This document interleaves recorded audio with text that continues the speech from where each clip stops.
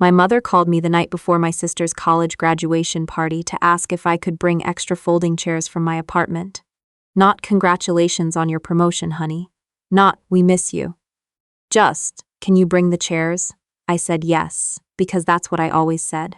I'd just gotten back from a 14-hour shift at the hospital. I was still in scrubs, eating cereal over the sink when she called. I didn't even sit down. I just wedged the phone between my ear and shoulder and started doing the math on how early I'd need to wake up to drive 40 minutes to my parents' place, set up chairs, smile at relatives I hadn't seen in 2 years, and pretend everything was fine. That was my life with my family. Always the logistics person. Always the one who showed up early and left late, and somehow never made it into any of the photos. My sister, I'll call her by what she always called herself, the golden one, had a way of filling every room she walked into. Not because she was particularly loud or even particularly warm, just because my parents made space for her the way they never made space for me. She was 2 years younger, inexplicably the favorite, and she had known it her whole life. So had I. Growing up, I was the one who studied through summer while she went to camp. I was the one who got a part-time job at 16 to pay for my own school supplies, while her allowance quietly doubled. When I got into a pre-med program on a full scholarship, my dad nodded and said, "Good." When she got into a state school with a partial scholarship, they threw her a dinner party. I told myself it didn't matter. I became a physician assistant. I built my own life in a city 3 states away. I sent money home when things were tight. And things were always tight when they needed something. And I came back for every holiday and every family milestone, dragging myself across time zones because I still, stupidly, hoped that one day I would feel like I belonged there. The chairs thing should have been a sign. It wasn't even the worst thing. The worst thing came 3 months later. I had been dating someone for almost 2 years by then. His name was, well, what matters is what he did, not who he is on paper. He'd built a logistics company from nothing, sold it, built another one. He was the kind of person who remembered every detail you ever mentioned about yourself, who showed up with your favorite takeout when you'd had a bad week, without you having to say anything. I was, genuinely, for the first time in my adult life, happy. The kind of happy that's quiet and certain, not the kind you have to convince yourself of. I hadn't introduced him to my family yet. I was protecting him, honestly, or protecting myself. I'd seen how my parents treated the things I loved, with mild curiosity at best, and weaponized indifference at worst, but I'd told my sister about him. In a moment of weakness over the phone, when she'd asked how I was doing and I'd actually believed she wanted to know. I told her he was successful, that things were sister, that I was thinking about the future differently than I ever had before. She said, "That's great, I'm so happy for you," and I felt the warmth of it for exactly 48 hours before I found out she had told our mother, who had told our aunt, who had called me to ask if he was really rich or just comfortable. That was October. By December, my sister was engaged. I found out from a group text. A photo of her hand, a ring, a string of red hearts. I sent a congratulations emoji, and then sat in my car in a hospital parking garage for 10 minutes before I trusted myself to drive. The fiancé was a man she'd been seeing for 4 months. He was perfectly fine. That wasn't the issue. The issue was what came next. Wedding planning started immediately. My mother called me almost daily, not to talk, but to report the venue deposit, the florist, the dress appointments, the guest list drama. I was included in every update and excluded from every decision. When I asked what I could do to help, my mother said, "Just be there, that's enough." When I asked about a bridesmaid role, there was a pause long enough to rearrange furniture in, and then she said, "Your sister has a lot of close girlfriends," and changed the subject. I wasn't going to be in the wedding party. I absorbed that quietly. I told myself it was her day. I told myself it didn't mean what I knew it meant. What it meant was confirmed 2 weeks later when I got the invitation. Not a phone call, not a conversation. A card in the mail addressed to me +1, the same as every other distant relative and college acquaintance. My name in calligraphy on an envelope that had been printed in bulk. I stared at it for a long time. Then I turned it over and saw that the RSVP deadline had already passed. They had mailed it late. Not to anyone else. I called my cousin, who'd gotten hers 3 weeks earlier. just to me. My invitation had been sent late enough that by the time it arrived, the window to respond was already closed. I called my mother. She said, "Oh, I'm sure it's just a postal thing." I said, "The deadline was 2 weeks ago," she said. "Well, are you coming or not?" That was the moment. I don't know if I can describe it exactly.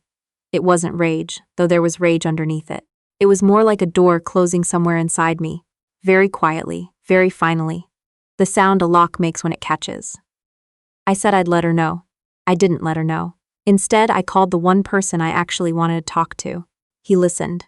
He didn't try to fix it or explain it away, or tell me families are complicated, which is what people say when they don't know what else to say. He just let me talk until I ran out of words, and then he said, "You know you don't have to go." I did know that. I just needed to hear someone else say it. We'd been loosely talking about a trip for months, something we could never quite coordinate around my hospital schedule and his travel for work. That weekend happened to be the one stretch in 3 months where I had 4 consecutive days off. The wedding was on the Saturday of that window. He had a contact at a resort in the Maldives. Not a hotel, a resort. The kind of place I'd seen in photos and reflexively scrolled past because it felt like it existed in a different dimension than my life. Overwater bungalow, private deck, sunsets that looked edited. I booked the flights that night. I want to be honest about what I was feeling, because I don't think it was entirely clean. Part of it was genuine relief. The relief of not having to perform normalcy at an event where I was an afterthought, of not sitting at a table full of relatives who would ask me about my job and then immediately pivot to talking about my sister. Part of it was grief, real grief, for the version of my family I had spent 32 years hoping they would become. And part of it, I'll own this, was something smaller and sharper, the part that thought, fine. We left on a Thursday. The wedding was Saturday. By Friday, I was standing on our deck watching the Indian Ocean turn gold, and I felt, genuinely felt, the particular peace that comes from being exactly where you're supposed to be, instead of somewhere you're only tolerated. I didn't post anything right away. It wasn't a strategy, exactly. I just wanted one day of it being just ours. On Saturday morning, the morning of the wedding, my partner took a photo of me. I wasn't performing for it. I was sitting on the deck railing with coffee, looking out at the water, wearing a dress the color of seafoam that I'd bought specifically for this trip. My hair was down. I was laughing at something he'd said. The light was doing something extraordinary. He showed it to me and I said, "That's a good one." I posted it. Location tag, Maldives. No caption except a single wave emoji. Within the hour, my phone was full. Not from people at the wedding, though eventually yes. First from my cousin who texted, "Wait, where are you?" Then from my aunt, who called twice.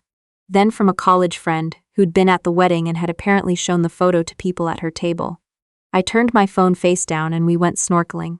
When I checked it again that evening, there were 17 missed calls. 3 from my mother, 2 from my sister. The rest from relatives I hadn't spoken to in years, who had apparently been activated by the photo as though I'd sent up a flare.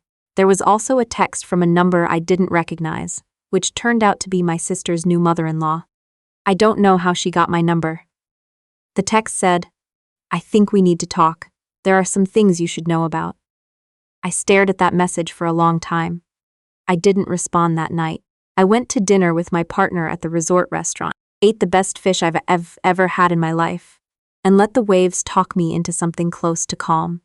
He reached across the table at one point and said, "You doing okay?" And I said, "I think I actually am." But I called the mother-in-law the next morning. What she told me came out in pieces, the way these things always do. She'd had reservations about the wedding for weeks, she said. About my sister. Specifically about some things she'd found inconsistent. In the version of herself my sister had been presenting to their family. The career history. The apartment that was supposedly hers. The salary she'd quoted at a family dinner, in a way that seemed designed to be overheard. She'd done some checking. Not aggressively, she was careful to say. Just the kind of quiet verification that people with resources tend to do. Before their son marries someone they've known for 4 months. What she found was a pattern. Not dramatic crimes. Just a consistent, sustained misrepresentation of my sister's life. The apartment was actually in our mother's name. The career milestone she'd described, a promotion she'd framed as a significant achievement, had been a lateral move that she'd left 3 months later. The professional reference she'd listed for a charity board she claimed to sit on? That reference was our uncle. None of it was illegal. All of it was the portrait of someone who had spent years building a version of themselves out of borrowed credibility. I didn't say anything for a moment. Then I said, "That tracks." She asked me what I meant. I told her some of it. The money our parents had funneled toward my sister's life over the years, in ways that were never quite acknowledged. The gap between the narrative my sister told about herself and the actual texture of her choices. The way she'd always been extraordinarily good at being whoever the room needed her to be. The mother-in-law was quiet after that. She said, "I'm sorry you've been dealing with this in your own family for so long." I said, "I'm sorry your son is dealing with it now. I don't know exactly what happened at the wedding. I wasn't there. I've had to reconstruct it from texts and from one long phone call with my cousin, who has always been the only truly neutral party in my family's ecosystem. What I understand is this." The mother-in-law raised her consent carefully, privately, with her son during the reception. Not a scene. Not an accusation in front of guests. A quiet conversation in a hallway that nonetheless changed the temperature of the room for the rest of the night. My sister apparently knew something was wrong. She'd seen the photo. She'd spent the first half of her reception checking her phone, which my cousin described with a kind of bewildered sympathy. The groom was distracted. His parents were polite in the particular strained way that means something has shifted. By the end of the night, the marriage was technically completed, but the honeymoon was postponed, and the couple flew back to the groom's family's city, not on the trip they'd planned. My mother called me on Sunday night, 3 hours after we'd landed home. She didn't ask about my trip. She didn't acknowledge the photo. She started talking almost immediately about how the wedding had been difficult, and how my sister was going through something, and how she hoped I wasn't adding to it with my social media posts. I let her finish. I said, "I want to ask you something and I'd like an honest answer." She said, "Okay." I said, "Did you intentionally send my invitation late?" Silence. Not the silence of someone formulating an honest answer. The silence of someone deciding how much they can admit to. She said, "Things were very hectic with the planning." I said, "My cousin got hers 3 weeks before I did. The venue is 40 minutes from this house and I live 3 states away. If anything, mine should have been sent first." More silence. Then she said, "You've always been so sensitive about these things." There it was. That sentence had followed me since childhood, deployed every time I noticed something that was true and inconvenient. "You've always been so sensitive." As though having accurate perception was a personality flaw. I said, "I'm not sensitive. I'm paying attention. There's a difference." I told her I loved her. I told her that didn't mean I was willing to keep participating in a dynamic that treated me as peripheral to my own family. I told her that I was going to take some space and that I hoped someday we'd be able to talk about this honestly. She said, "I don't know what you want from us." I said, "I know." And I hung up. My sister texted me about 10 days later, not an apology, a question. She wanted to know if I'd said something to the mother-in-law before the wedding. I told her I'd spoken with her after, not before, which was true. She said, "Why would you do that?" I said. She called me. She said, "You could have stayed out of it." I thought about the invitation.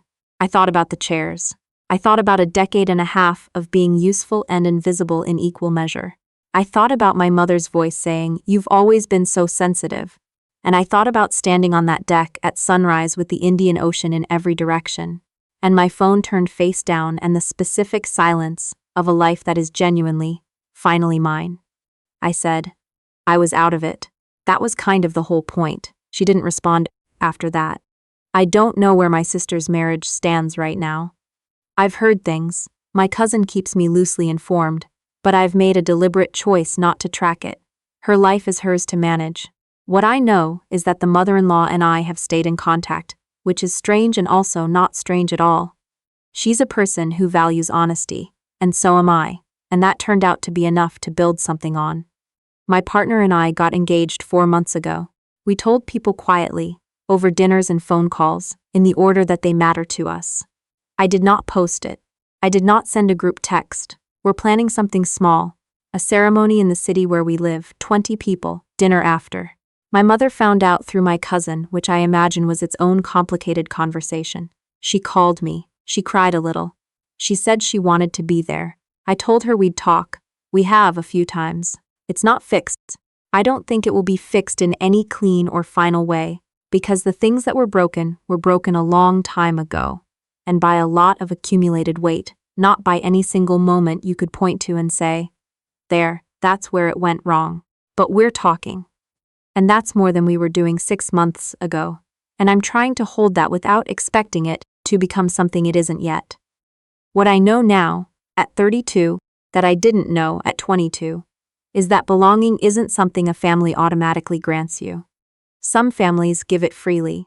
Mine made me audition for it my entire childhood. And the audition never ended. And I kept going back for callbacks long past the point when I should have understood the role wasn't available. I'm not auditioning anymore. The photo from the Maldives is still on my phone. I look at it sometimes. Not to remind myself of the wedding weekend, or the drama, or any of that, just because in it I look like myself, laughing, off guard, in good light, in a place I chose, with someone who chose me back. That's the image I want to keep.